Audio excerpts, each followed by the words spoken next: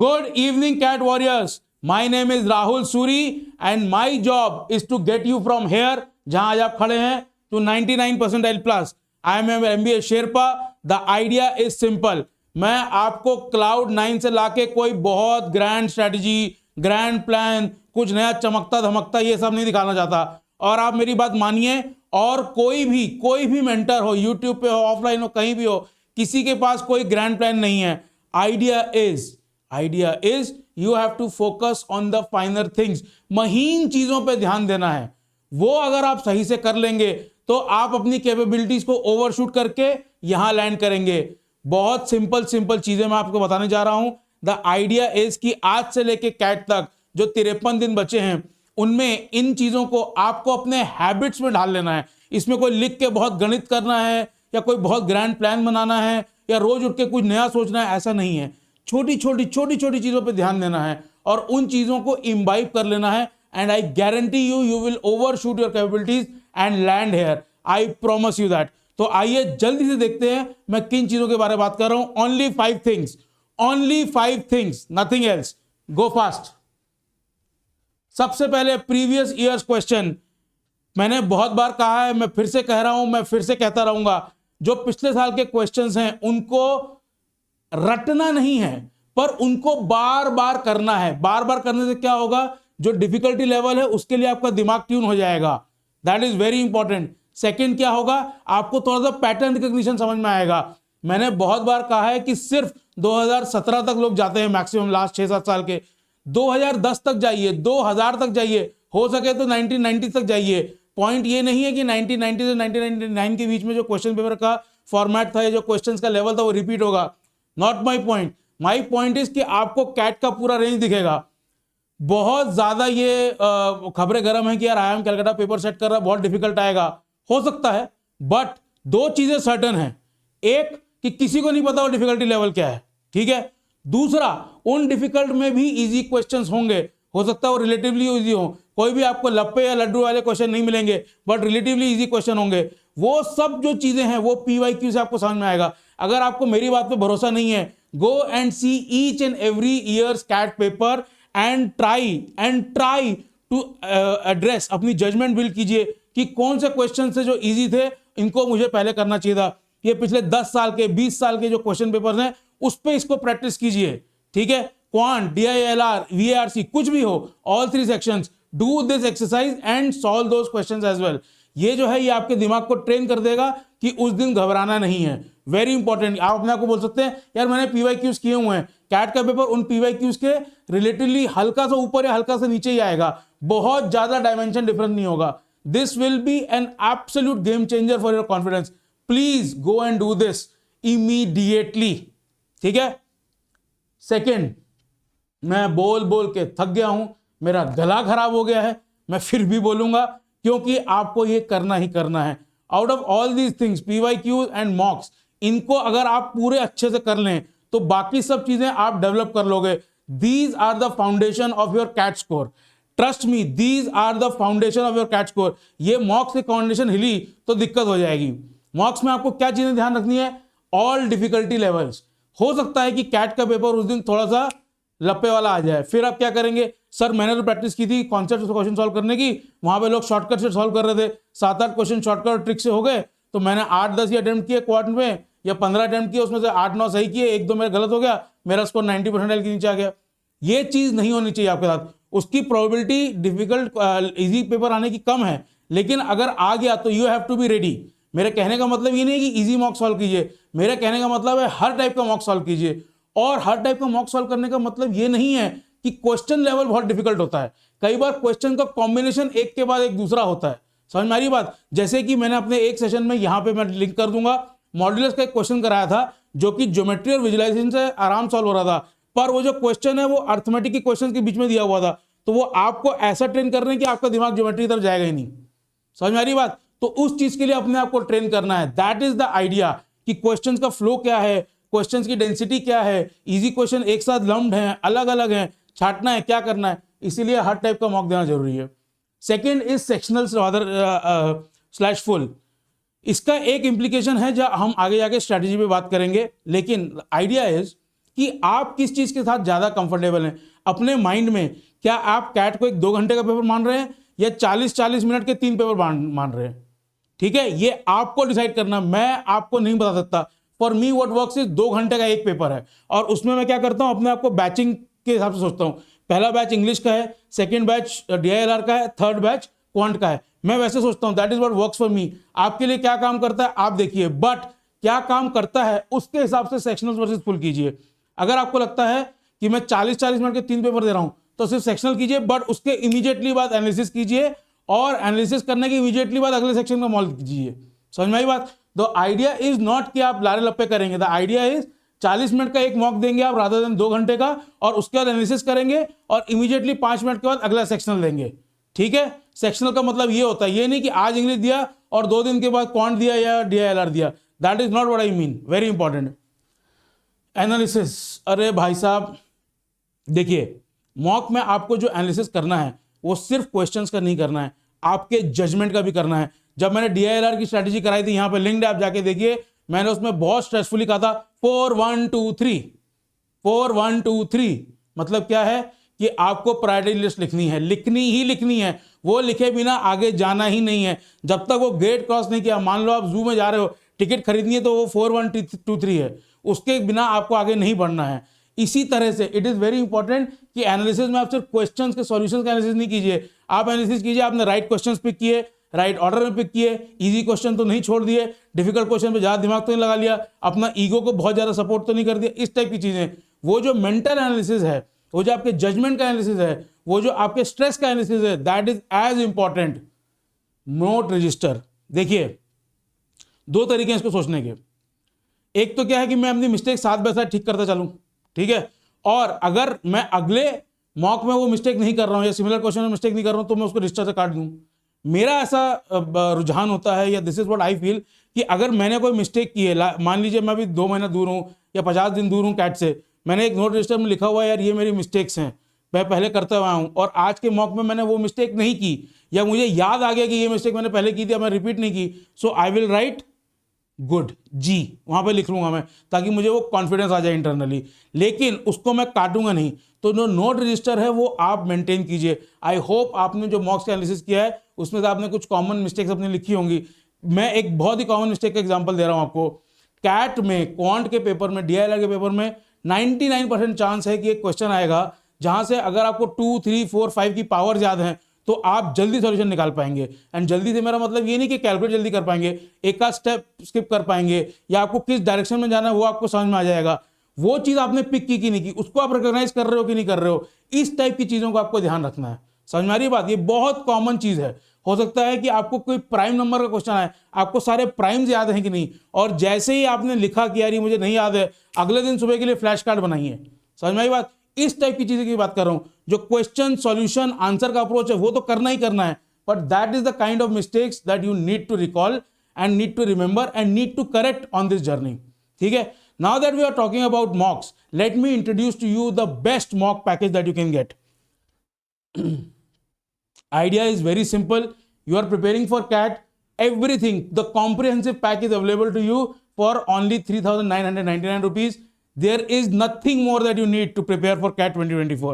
And mocks, मैं बहुत बार बोल चुका हूं, अनअकैडमी के mocks are by far the best. They are the most comprehensive. They will introduce you to every level of difficulty, and not only level of difficulty high, but sometimes relatively lower level of difficulty as well.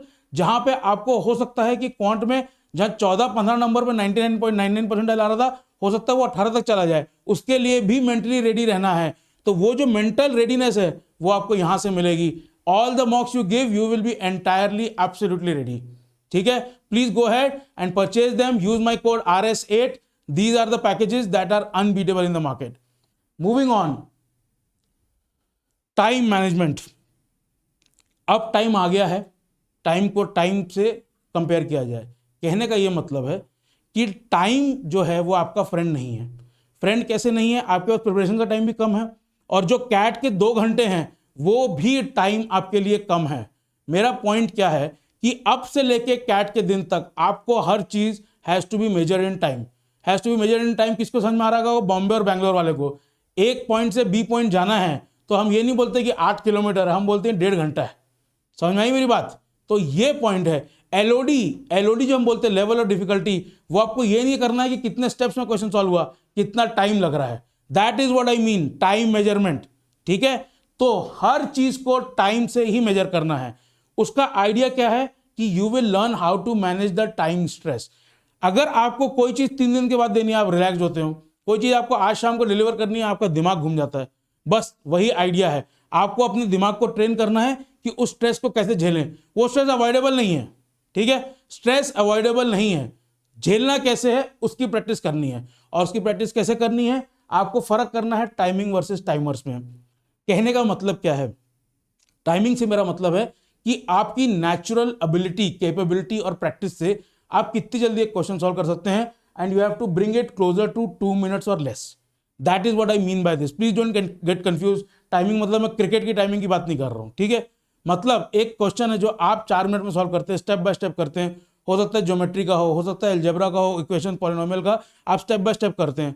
उसको practice करना है ठीक time में 2 minute से करने के लिए।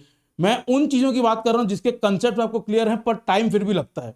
आप समझिए इस बात को, जो आपकी स्ट्रेंथ है, जिसके कंसेप्ट क्लियर हैं, उसमें ये टाइम को कम से कम करना is one of the primary objectives of these 50 days. और वो कैसे हो सकता है, प्रैक्टिस से और मॉक से।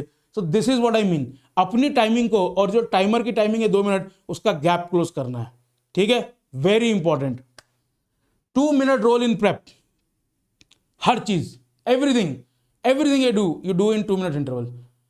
एक क्वेश्चन 2 मिनट, अगला क्वेश्चन 2 मिनट, डीआईएलआर सेट, एक सेट पढ़ने को 2 मिनट का टाइम दीजिए, तब वो जाके आप 8 मिनट दे पाएंगे। जो मैंने डीआईएल की स्ट्रेटेजी में बात की थी आपसे, 8 मिनट में आपको 4 सेट पढ़ने हैं, 2-2 मिनट में एक सेट पढ़ना है आपको, और डीपली पढ़ना है, कुछ मिस नहीं करना है।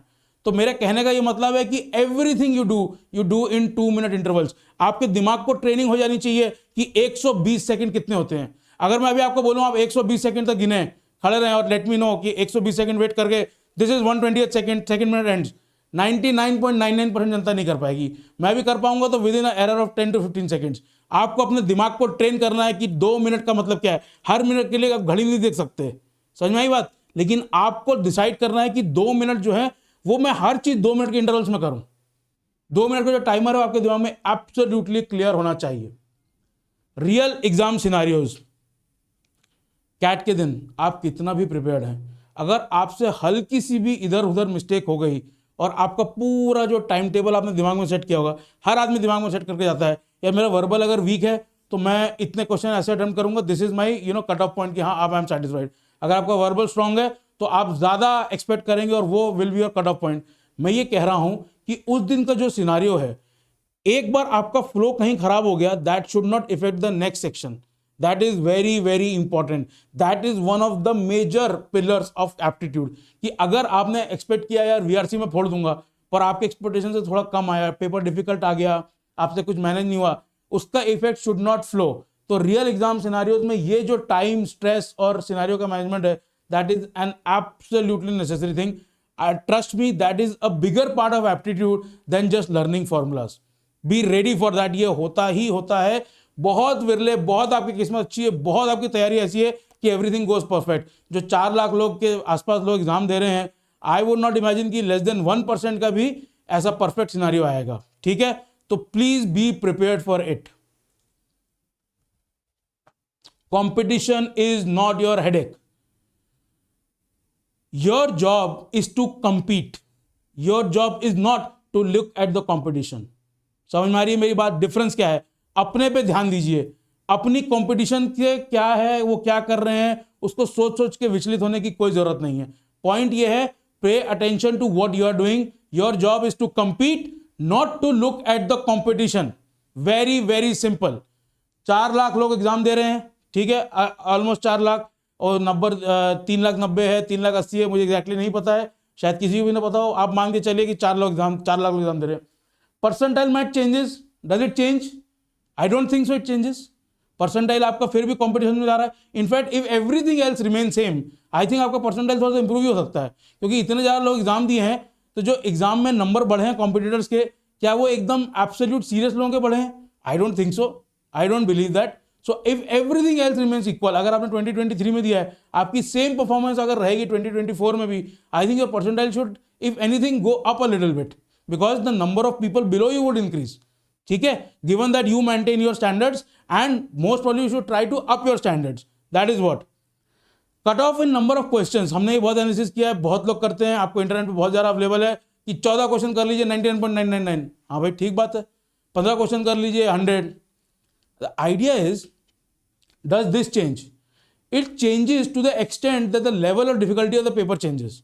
ठीक है, अगर पेपर बहुत ईजी आ गया तो जो लोग ज्यादा प्रिपेयर होते हैं ना, उनको हल्का सा डिसएडवांटेज हो सकता है, इनके कंसेप्ट क्लियर है, क्योंकि now it's a game of accuracy and speed. इसलिए मैंने बार बार कहा है कि हर टाइप का मॉक प्रैक्टिस कीजिए.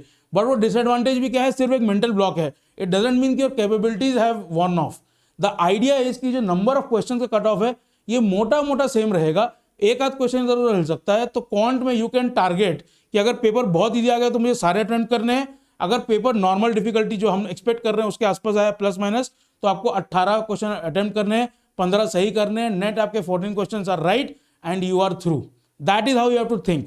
अपने आप को कंस्ट्रेंट नहीं करना है कि मैं इतना ही करूंगा. करना सब कुछ है, पढ़ना सब कुछ है. जो आपके वीक सेक्शंस हैं, जो वीक सब टॉपिक्स हैं, उनके भी LOD 1 के क्वेश्चंस फाड़ देने हैं आपको. Absolutely you have to destroy them.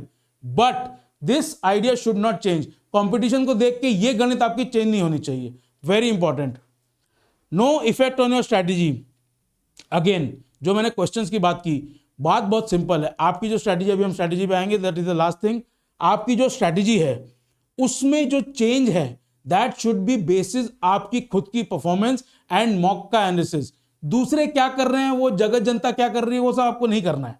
ठीक है, वो कर रहे हैं जो कर रहे हैं, आप अपने पे ध्यान दीजिए, अपनी प्रिपरेशन को एकदम पुख्ता कर लीजिए. बस उतनी सी बात है.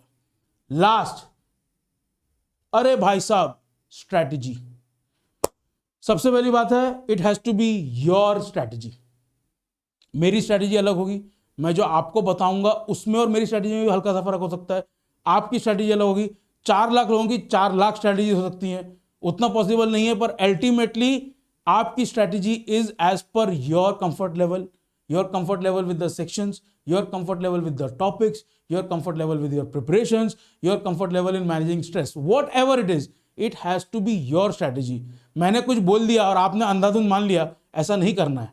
मैं जो बोल रहा हूं वो मैं बोल रहा हूं कि मैक्सिमम लोगों के लिए ये चीज काम करती है. हो सकता है आपके लिए ना करे. जैसे फॉर एग्जांपल, कई लोग बोलते हैं यार मॉडर्न मैथ्स क्वांट में आप बहुत ज्यादा हाई डिफिकल्टी लेवल क्वेश्चन मत करो. हो सकता है मॉडर्न मैथ्स पढ़ते ही आपको चमक जाता है. हो जाता है फंक्शन, रेंज, डोमेन आपको ऐसे चमक जाता है. हो सकता है परम्यूटेशन कॉम्बिनेशन के कुछ सिनारियो जो आपको एकदम से चमक जाते हैं प्रोबेबिलिटी के. अगर है तो very good, absolutely go for it. उसमें अगर कोई क्वेश्चन आ गया, प्रोबेबिलिटी और परम्यूटेशन क्वेश्चन के जो क्वेश्चन होते हैं उनकी अगर आपको ट्रिक या उसका बेसिक समझ में आ गया, ऐसे 2 चुटकी में सॉल्व होते हैं वो, तो बिल्कुल go ahead and do that. But be sure that you are doing it for the right reasons and not कि यार सब कर रहे हैं तो मैं कर लूं. कि प्रोबेबिलिटी क्वेश्चन सर ने बोला है कि हाई लेवल मैथ्स है, उसमें क्वेश्चन थोड़े से ईजी आते हैं. ऐसा नहीं है. हो सकता है बहुत डिफिकल्ट हो, और अगर आपको कंसेप्ट क्लियर नहीं तो ईजी क्वेश्चन भी नहीं बन पाएगा. आइडिया इज कि जो भी आप स्ट्रैटेजी अपना रहे हैं वो अपने आप, यू आर, जैसे बोलते हैं ना कि जनता अपने सामान की खुद जिम्मेदार है, वही बात है स्ट्रैटेजी की भी. ठीक है, मैं आपको गाइड करूंगा, मैं आपको सब कुछ बताऊंगा, पेपर कैसे आएगा, टॉप लेवल चीजें मैं सब बताऊंगा. पर जो महीन चीजें हैं जो आपको चॉइस करनी है वो आपकी ही हैं, वो मेरी नहीं है, किसी और की नहीं है. Please make that sure. October, आज अक्टूबर 1 है, कल गांधी जयंती है. By the way, wish you all a great Gandhi Jayanti. Take a break, सबकी छुट्टी है, नेशनल हॉलीडे है. Take a break. What I want to do is make a list of the type of strategy that you want to test. कैसे test करेंगे? Well, I quant का पूरा paper मैं एक नजर में देख लूंगा 4 मिनट लगा के. Is that one thing that you want to do? I would not suggest that, but try it. एक बार ट्राई करके देख लीजिए. मैं क्या करता हूं, मैं 4 क्वेश्चंस देखता हूं, उन 4 में से जो 2 इजी लग रहे हैं वो कर लेता हूं, फिर अगले 4 देखता हूं, जो 2 इजी लग रहे हैं कर लेता हूं. ऐसे 4-4 के बैच में करता हूं मैं. This is my way of doing it. मुझे कंफर्टेबल है, मेरा दिमाग ऐसे सेट है. आपका अलग हो सकता है. आप 6 क्वेश्चन देख सकते हैं, आप 2 क्वेश्चन देख सकते हैं और हर 2 में से चूज कर सकते हैं, जैसे सॉर्टिंग एल्गोरिथम काम करता है जो भी कंप्यूटर साइंस के स्टूडेंट्स है. जो भी आपकी स्ट्रैटेजी है, 4-5 चीजें लिख लीजिए और अगले हफ्ते या इस हफ्ते तक 15 अक्टूबर तक उन सबको टेस्ट कर लीजिए. Very very very important. ठीक है, तो October is the month of experiments. 31 अक्टूबर को आपकी स्ट्रैटेजी शुड बी ये है. समझ में आई? हरकुलिस की तलवार की तरह है, बस सेट इन स्टोन. ये मेरी स्ट्रैटेजी है. अब 23 तारीख तक मुझे यही स्ट्रैटेजी बार बार बार बार बार बार बार बार प्रैक्टिस और परफेक्ट करनी है. समझ में आई बात? That is what is important. Stress test on PYQ, आपने ये जो स्ट्रेटेजी बनाई है, ये जो स्ट्रेटेजी मैं आपको बनाने बोल रहा हूँ एक्सपेरिमेंटेशन का, उसको पीवाईक्यूज पे एक बार स्ट्रेस टेस्ट कर लीजिए। क्या कीजिए, अगर आपने अभी तक पेपर सॉल्व किए हैं बहुत अच्छी बात है, कोई दिक्कत नहीं है, आप फिर से उस पेपर को उठाइए। आपने क्वांट की, डीआईएलआर की, वीआरसी की, जो भी स्ट्रेटेजी सोची है, आपने मान लीजिए 2023 का स्लॉट 1 अच्छे सॉल्व किया, वो स्लॉट 2 उठा लीजिए। अगर तीनों स्लॉट सॉल्व किए, जो सबसे लास्ट में सॉल्व किया था उसको छोड़ के सबसे पहले जो सॉल्व किया था उसको उठा लीजिए, और एक बार देखिए कि does it work, does it give you the desired result. Desired result का मतलब ये नहीं कि 22 क्वेश्चन आपने क्वांट में सॉल्व कर लिए, डिजायर्ड रिजल्ट ये है कि कोई इजी क्वेश्चन तो मिस नहीं कर दिया आपने, और जो क्वेश्चन है वो 2 मिनट में पिक किए कि नहीं किए, ये कीजिए। इसको पीवाईक्यूज पे 2017 तक के पेपर में जाइए, हो सकता है वहां पे नंबर ऑफ क्वेश्चंस डिफरेंट है, आई अंडरस्टैंड दैट कि 66 क्वेश्चन से लास्ट के 3 साल से आ रहे हैं, इसलिए मैंने वहां पे बैचेस में लिखा था पीवाईक्यू। आइडिया इज कि जो आपका लॉजिक है, जो आपकी प्रिपरेशन का लॉजिक है, वो काम कर रहा है कि नहीं कर रहा है, that is the most important thing. बाकी दुनिया क्या कर रही है उससे कोई लेना देना नहीं, मैं पहले ही बता चुका हूं। आपकी स्ट्रेटेजी को स्ट्रेस टेस्ट करना जरूरी है। लास्ट हर जो स्ट्रेटेजी है दैट विल बी टेस्टेड। आपको पता है दुनिया का वन ऑफ द बेस्ट जो बॉक्सर है Mike Tyson, he said I think every boxer has a plan till he gets hit for the first time. समझ में आ रही है बात? तो what you can make sure is कि CAT is coming to punch you, the idea is to train well. अपने punches के साथ आपको ट्रेन करना है। कहने का क्या मतलब है, अलग अलग टाइप के मॉक्स पे ये स्ट्रेटेजी चेक करनी है, उसी से आपकी रेजिलियंस बनेगी। ऐसा नहीं होना चाहिए कि कैट का जो पंच है वो जोर से तो लगेगा, आप जो भी कर लें कैट के दिन आपकी नर्व्स रहेंगी, you will be surprise, you might get shocked. The idea is are you resilient enough. वो कैसे है, आप अपने आप को बार बार सरप्राइज और शॉक कीजिए। हर दिन मॉक अटेम्प्ट करना है, at least sectionals if not full mocks. अपने आप को रेडी करना है कि मैं रेजिलियंट हूं, कि जब पहला पंच आए कैट का, I can stand my ground. That is the basic point, ये बहुत जरूरी है। ठीक है, तो ये छोटा सा वीडियो था, इसमें मैंने आपको कोई बड़ी स्ट्रैटेजी नहीं बताई है, कोई बड़ी स्ट्रैटेजी आपको काम नहीं आएगी, आपको अपना योर स्ट्रैटेजी ही करनी है। बट वो स्ट्रैटेजी को बिल्ड कैसे करना है, उसके लिए ये चीजें आपको करनी ही करनी पड़ेंगी। पीवाईक्यूज करने ही करने पड़ेंगे, मॉक्स करना ही करना पड़ेगा, स्ट्रेस मैनेजमेंट, टाइम मैनेजमेंट करना ही पड़ेगा। कंपटीशन के बारे में सोचना is an absolute waste of time, absolute waste of time.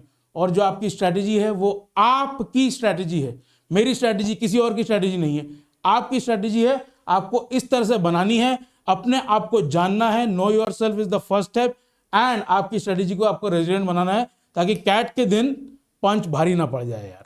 ठीक है, that is the idea. Last but not the least, जो लोग कर रहे हैं 2025 की तैयारी, उसके लिए, उनके लिए इससे बेटर कोई ऑफर नहीं है मार्केट में। If you crack CAT and go to top IIMs in 2025, it is upon us, otherwise 2026 में we prepare you. That is the idea. So with this I give you permission to go ahead and do as many experiments with as many mocks in October as you can. आप 30 mock दे सकते हैं, 50 mock दे सकते हैं, जो करते हैं अक्टूबर में एकदम एक्सपेरिमेंट्स मचा दीजिए आप, और उसके बाद नवंबर 1 से हर दिन आप मॉक देंगे अपनी सॉलिड स्ट्रैटेजी के साथ। तो अक्टूबर 31 को you should have a strategy set in stone. With that I say good night, good luck, happy Gandhi Jayanti, take care.